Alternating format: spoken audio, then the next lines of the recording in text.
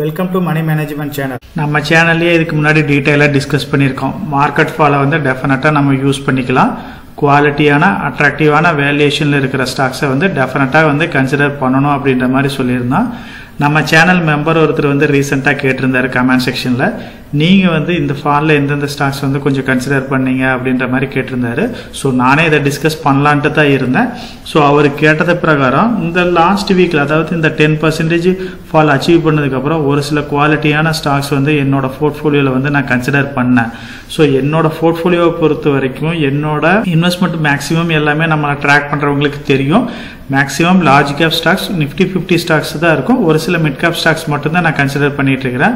மற்ற வகையில் பார்த்தீங்க அப்படின்னா நிறைய ஸ்மால் கேப் ஸ்டாக்ஸோ இல்லை பென்னி ஸ்டாக்ஸோ எதுவுமே வந்து ஷார்ட் டைம்க்கு இந்த மாதிரி எதுவுமே நம்ம பண்ணுறதில்ல.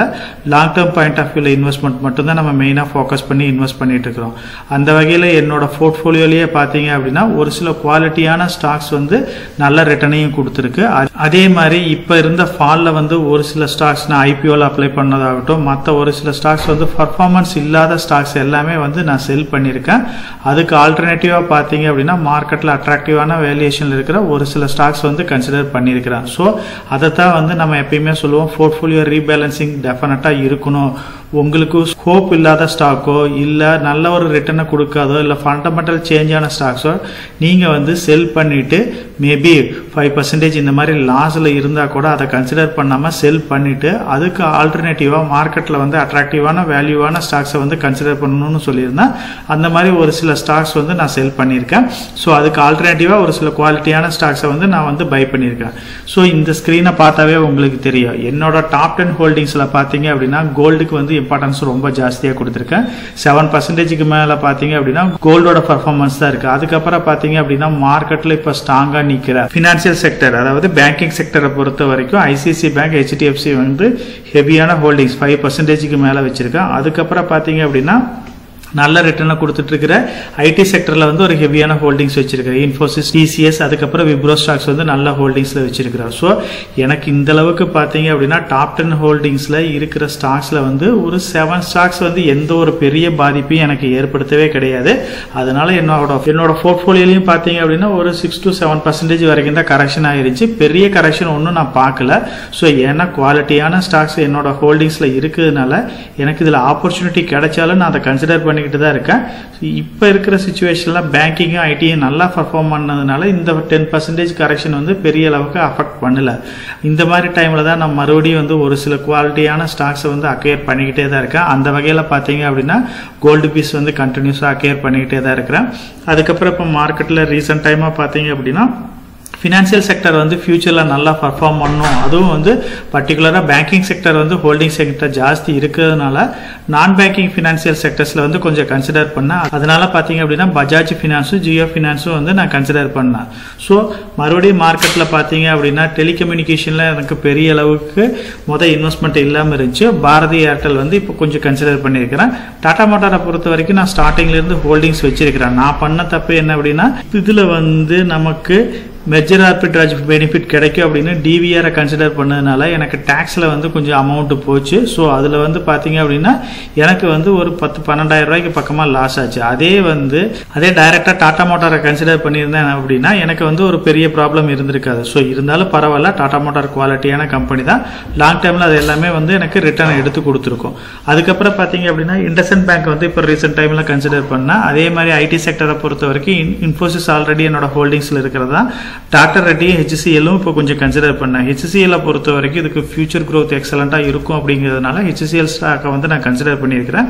டாக்டர் ரெட்டி வந்து ஆஃப்டர் ஸ்பிளிட்டுக்கு அப்புறம் நான் கொஞ்சம் கன்சிடர் பண்ணியிருக்கேன். அது கொஞ்சம் கரெக்ஷன் ஆச்சு.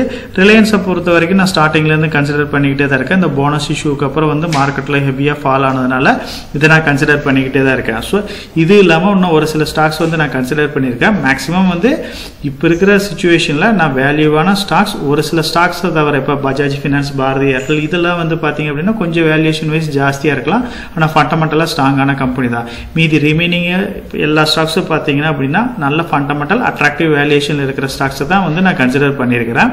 கோல்டு பீஸை பொறுத்த வரைக்கும் நான் ரெகுலராக வந்து இதில் ஸ்டார்டிங்ல இருந்து இன்வெஸ்ட் பண்ணுறதுனால தான் என்னோட போர்ட்ஃபோலியோலேயே பார்த்தீங்க அப்படின்னா கோல்டு பீஸ் வந்து ஒரு நல்ல பொசிஷனில் வச்சிருக்கேன். அதுக்கப்புறம் பார்த்தீங்க அப்படின்னா இது இல்லாமல் ஒரு சில சாவரன் கோல்டு பாண்ட்ஸ் வந்து கொஞ்சம் நான் வச்சிருக்கேன். அதுவுமே வந்து கோல்டை பொறுத்த வரைக்கும் என்னோட ரெண்டே இன்வெஸ்ட்மெண்ட் தான், ஒன்று கோல்டு பீஸ், அப்புறம் வந்து பார்த்தீங்க அப்படின்னா சாவரன் கோல்டு பாண்ட். ஸோ இது வந்து பார்த்தீங்க அப்படின்னா மார்க்கெட்டில் வந்து இன்னும் ஆப்பர்ச்சுனிட்டி கிடைச்சிச்சு அப்படின்னா குறிப்பிட்ட மாசத்துல வந்து நான் ரெகுலராக வந்து இதில் இன்வெஸ்ட் பண்ணிக்கிட்டே தான் இருக்கேன்.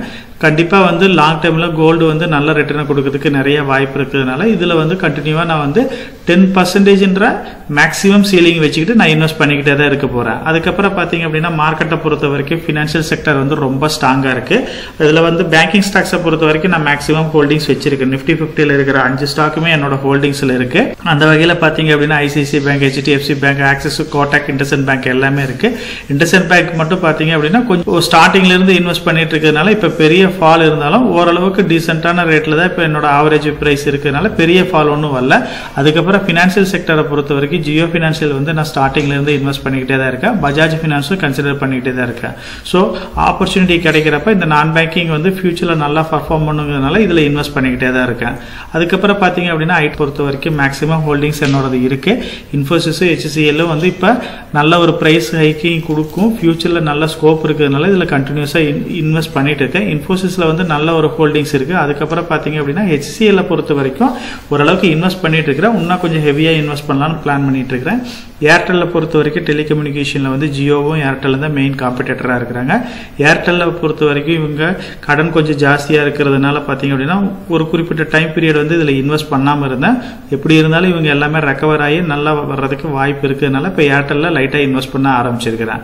லாங் டேர்ம் ஸ்டாக்ஸ் ரிமைனிங் அப்படின்னு பார்த்தீங்க அப்படின்னா ரிலையன்ஸை வந்து ஸ்டார்டிங்லேருந்து, அதாவது நம்ம வந்து பார்த்தீங்க அப்படின்னா இந்த ஸ்டாக்கை வந்து ஸ்டார்டிங்லேருந்து எப்போ வந்து நம்மளோட ஸ்டாக் மார்க்கெட்டில் இன்வெஸ்ட் பண்ண ஆரம்பிச்சோமோ அதுலேருந்து இந்த ஸ்டாக்கை ட்ராக் பண்ணிக்கிட்டே தான் இருக்கோம். அதுலேருந்து இந்த ஸ்டாக்லேயும் வந்து இன்வெஸ்ட் பண்ணிக்கிட்டே தான் இருக்கும். ஸோ அதனால பார்த்தீங்க அப்படின்னா ரிலையன்ஸ்லேருந்து ஜியோ ஃபினான்ஷியல் சர்வீசஸ் வந்ததும் சரி, இப்போ ரீசெண்ட் டைமில் வந்து பார்த்தீங்க அப்படின்னா போனஸ் கிடைச்சதும் சரி, இன்னும் நெக்ஸ்ட் இயரில் பார்த்தீங்க அப்படின்னா ஜியோ IPO வரப்போகுது, அதுலேயும் இன்வெஸ்ட் பண்ண போகிறோம். ஸோ அதனால இப்போ பார்த்தீங்க அப்படின்னா ரிலையன்ஸும் சரி ஜியோ ஃபினான்ஷியல் சர்வீசஸும் ரெண்டுமே நிஃப்டி 50ல் இன்க்ளூட் ஆயிருக்கு. அது வந்து பார்த்தீங்க அப்படின்னா இந்த ரெண்டு கம்பெனிக்குமே ஒரு அடிஷனல் ஃபியூச்சராக தான் பார்க்கணும். ஏன்னா இதில் வந்து நிறைய மியூச்சுவல் ஃபண்ட் ஹவுசஸ் நீ இன்வெஸ்ட் பண்ணாங்க அப்படின்னா ப்ரைஸ் ஹைக் ஆகிறதுக்கு நிறைய வாய்ப்பு இருக்கு.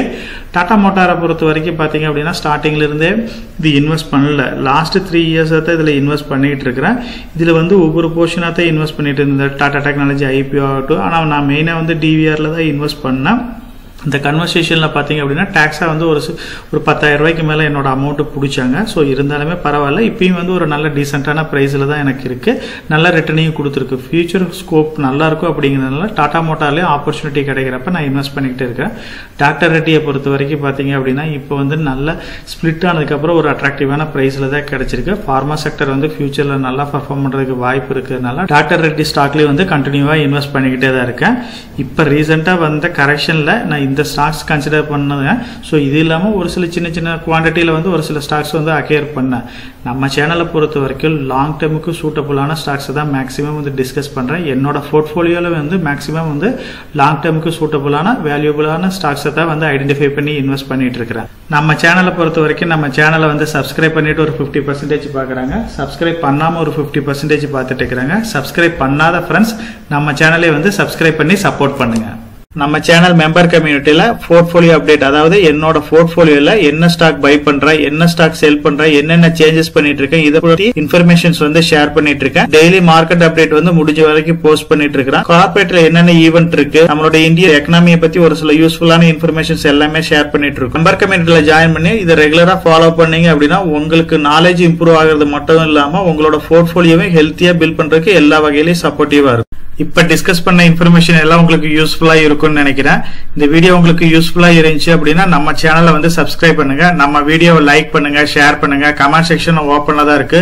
சோ இந்த வீடியோ பத்தி உங்களோட ஒப்பீனியன் என்ன, இதுல என்னென்ன டவுட்ஸ் இருக்கு அப்படின்னு நீங்க கமெண்ட் செக்ஷன்ல போஸ்ட் பண்ணீங்க அப்படின்னா உங்களுக்கு மட்டும் இல்லாம நம்ம வியூவர்ஸ் எல்லாத்துக்குமே நல்ல ஒரு சப்போர்ட்டிவா இருக்கும். நான் ஒரு செபி ரிஜிஸ்டர்ட் அட்வைசர் கிடையாதுங்க. நம்ம சேனலில் போடுற வீடியோக்கள் எல்லாமே வந்து பார்த்தீங்கன்னா எஜுகேஷனல் ஆர் இன்ஃபர்மேஷன் பர்பஸ்க்கோசரம் போஸ்ட் பண்ணுற வீடியோக்கள் தாங்க. இன்வெஸ்ட்மெண்ட்னா கண்டிப்பாக ரிஸ்க் இருக்கும். அதனால நீங்கள் உங்கள் ஃபினான்ஷியல் அட்வைசர்கிட்ட டிஸ்கஸ் பண்ணியோ இல்லை நீங்களா ஓன் டிசிஷன் எடுத்தோ இன்வெஸ்ட் பண்ணுங்கள்.